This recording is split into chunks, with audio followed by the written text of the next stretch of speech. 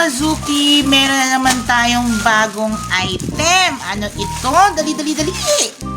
Hay mga Zuki, sa wakas, meron na tayong, ang tawag dito ay yung retractable na clothesline.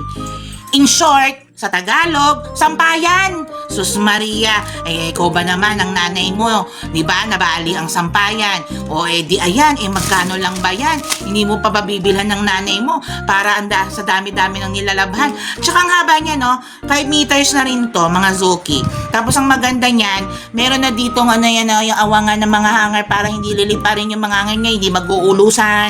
Di ba? Tapos yung dalawang dulo niyan, ayan meron ng hook. O isasampay nyo na lang sa kabilang dulo.